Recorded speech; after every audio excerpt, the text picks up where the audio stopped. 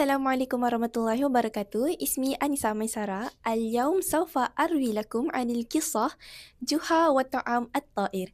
Juha dan makanannya yang terbang. Pada satu petang, Juha berkata kepada isterinya, "Esok aku akan bangun awal pagi untuk memburu beberapa ekor burung puyuh." Kemudian isterinya pun berkata, "Elok juga tu Juha, sekarang tengah musim burung puyuh berhijrah di atas bandar kita." Kemudian isterinya pun berkata, "Kamishtaqtu ila lahmiha alladhid."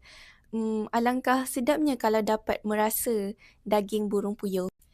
Pada keesokan paginya, Joha keluar daripada rumah awal pagi membawa alatan memburu dan pergi ke hujung bandar di mana di sana terdapat banyak pokok. Kemudian dia panjat pokok dan ikat antara dua pokok satu jaring yang besar dan dia pun duduk di atas ranting menunggu pemburuan burung puyuhnya.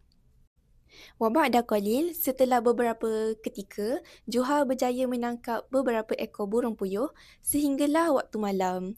Kemudian dia pun decide untuk balik ke rumah dan isterinya pun menyambut dia di rumah dengan keadaan gembira kerana Joha telah berjaya menangkap banyak burung puyuh.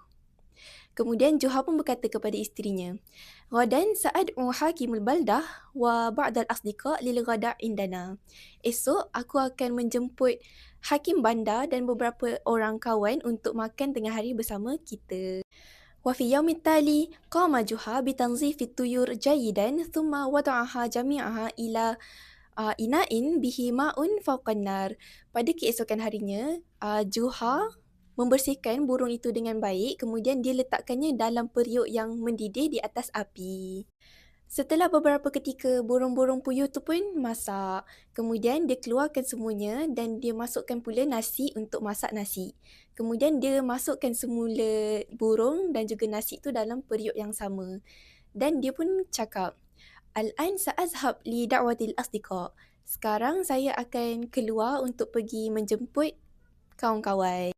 Joha pun pergi ke hakim bandar dan dia pun kabarkan yang dia ada masak burung puyuh dekat rumah.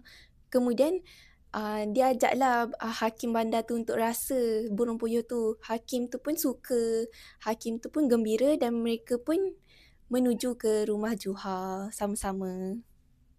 Sementara Joha keluar untuk menjemput kawan-kawan dan juga hakim bandar, ada seorang sahabat Joha ni, dia menceroboh rumah sambil membawa satu beg.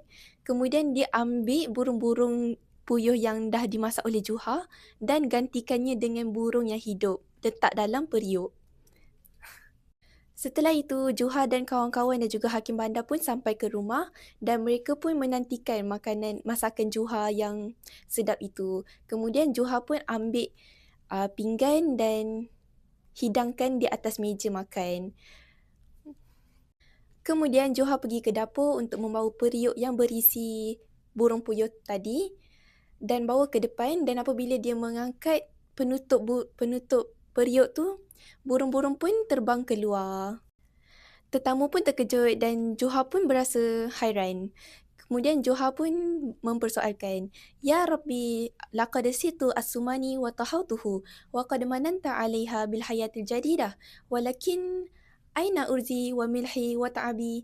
Joha pun bertanyakan kepada Tuhan, "Ya Tuhanku, wahai Tuhanku, aku telah memasak burung puyuh dan engkau telah menggantikan kematian mereka dengan kehidupan yang baru. Tetapi di mana nasiku, di mana garamku dan di mana keletihan memasakku?"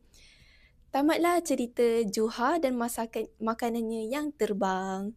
Syukran ala husni istima'ikum. Wassalamualaikum warahmatullahi wabarakatuh.